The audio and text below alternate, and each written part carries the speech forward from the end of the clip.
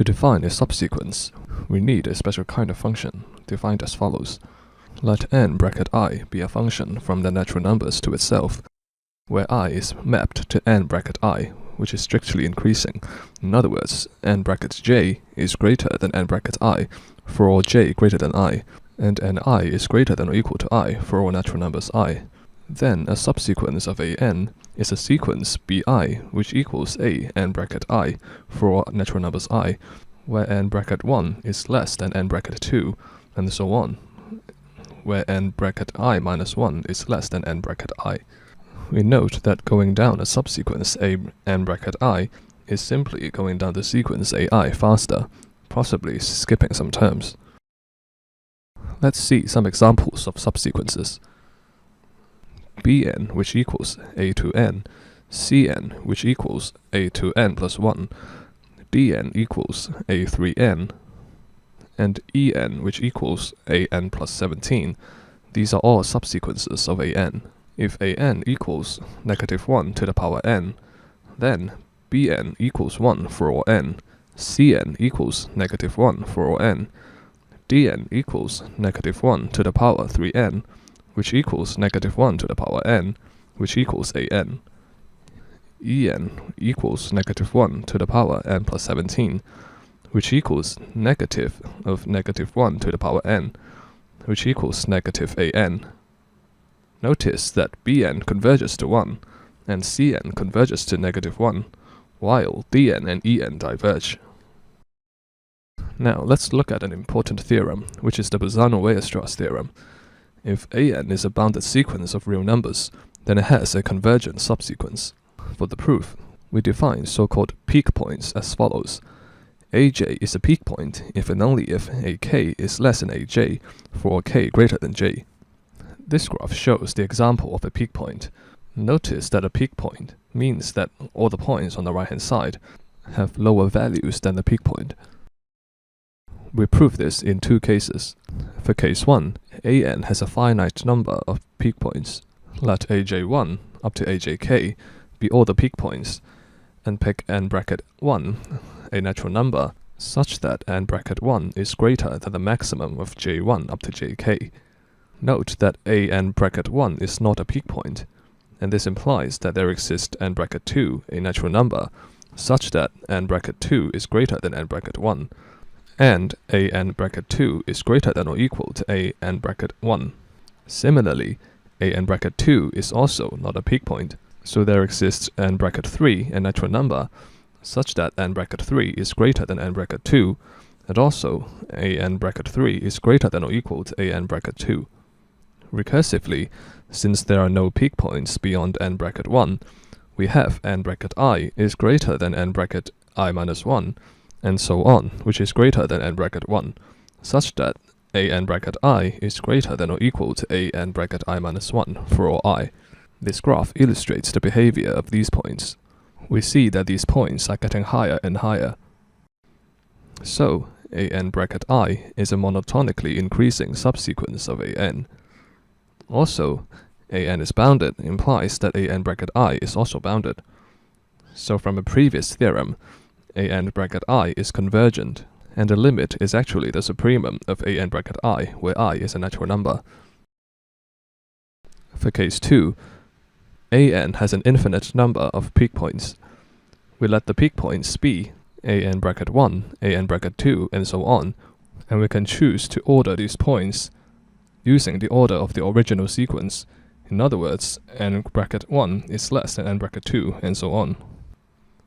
For each positive integer I, since n bracket I plus 1 is greater than n bracket I, and ani is a peak point, we have that an bracket I plus 1 is less than an bracket I. This graph illustrates the behavior of these points. We can see that these points are getting lower and lower. This implies that an bracket I is a monotonically decreasing subsequence of an. Also, an is bounded implies that an bracket I is also bounded. So using that theorem again, an bracket I is convergent, and the limit is the infimum of an bracket I, where I is a natural number, and this completes the proof. Alternatively, we can prove the Bolzano-Weierstrass theorem as follows. Since an is bounded, say by r, we have that an is in the interval -r to r for all natural numbers n. We divide the interval -r to r into two parts, -r to 0 and 0 to r. Notice that one of these intervals, or both of them, contains an infinite number of ans. We call it a1 to b1, which has length 2r over 2. We can subdivide a1, b1 into two intervals a1 plus b1 over 2, and a1 plus b1 over 2, b1. Again, one of them contains an infinite number of ans. We call it a2, b2, which has length 2r over r squared. Repeating this process, we get a sequence of intervals ak, bk of length 2r over 2 to the power k, each containing an infinite number of ans. Also, these intervals are nested. In other words, ak plus 1, bk plus 1 is contained in ak, bk for all k. Now we can define a subsequence an bracket I as follows. We pick an bracket 1 to be in the interval a1, b1. Since there are infinitely many ans in a2, b2, we can pick an bracket 2 inside a2, b2 such that n bracket 2 is greater than n bracket 1. Recursively, for each positive integer I, we can pick an bracket I inside ai, bi such that n bracket I is greater than n bracket I minus 1. Now we fix any epsilon greater than 0 and pick n greater than 2r over epsilon so that 2r over 2 to the power n is less than 2r over n and is less than epsilon. Then, for all I and j greater than or equal to n, we have that an bracket I and an bracket j is inside the interval an, bn. So the absolute value of an bracket I minus an bracket j is less than or equal to the length of the interval, which equals 2r over 2 to the power n, is less than epsilon. This shows that an bracket I is Cauchy, so we know that an bracket I is convergent, and this completes the proof. Let's prove a proposition. If an converges to a, then for any subsequence an bracket I of an, we have that an bracket I also converges to a. In other words, if we have a convergent sequence, then any subsequence must also converge to the same limit. The proof is surprisingly easy. We fix any epsilon greater than 0. Then there exists a capital N, a natural number, such that little n is greater than or equal to capital N, implies that the absolute value of an minus a is less than epsilon. Now, for all I which is greater than or equal to capital N bracket I is greater than or equal to I, so also greater than or equal to capital N. This implies that the absolute value of an bracket I minus a is less than epsilon, and this completes the proof. Note that this proposition gives us an alternative way to prove that -1 to the power n is not convergent.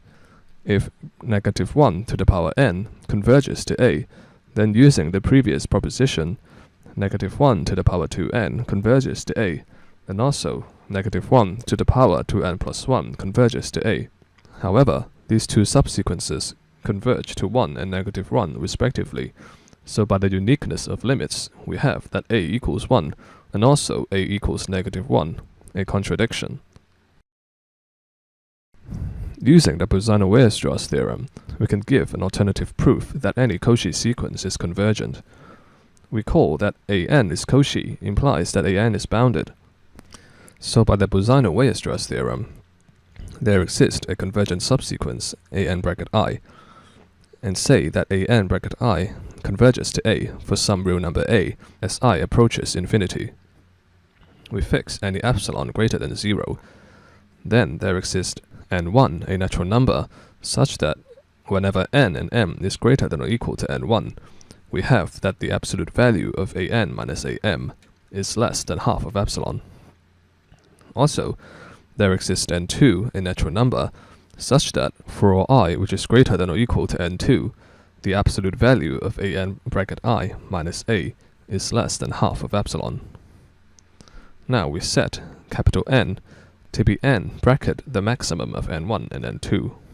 Note that capital N is greater than or equal to n1, and also capital N is greater than or equal to n bracket n2. Then for all n which is greater than or equal to capital N, the absolute value of an minus a equals the absolute value of an minus a capital N plus a capital N minus a. This is less than or equal to the absolute value of an minus a capital N plus the absolute value of a capital N minus a. This is less than half of epsilon plus half of epsilon, which equals epsilon, and this completes the proof. Lastly, we prove this proposition. If we have a real number alpha, whose absolute value is less than 1, then alpha to the power n converges to 0 as n approaches infinity. We prove the case when alpha is greater than 0. A similar proof works for alpha is less than 0. For any natural number as n, alpha is less than 1 implies that alpha to the power n plus 1 is less than alpha to the power n, by multiplying both sides by alpha to the power n.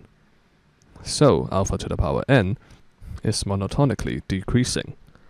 Also, alpha to the power n is greater than 0 for all natural numbers n, so alpha to the power n is bounded below by 0. By previous theorem, alpha to the power n converges to some real number a by a property of limits, which states that if we multiply a constant to the sequence, then the resulting sequence also converges, and the limit is also multiplied by the same constant. In other words, if we multiply alpha to the original sequence, alpha to the power n, we get that alpha to the power n plus 1 converges to alpha times a. However, alpha to the power n plus 1 is a subsequence of alpha to the power n, so it must converge to the limit a of the original sequence. In other words, alpha to the power n plus 1 converges to a. By the uniqueness of limits, we know that alpha times a equals a.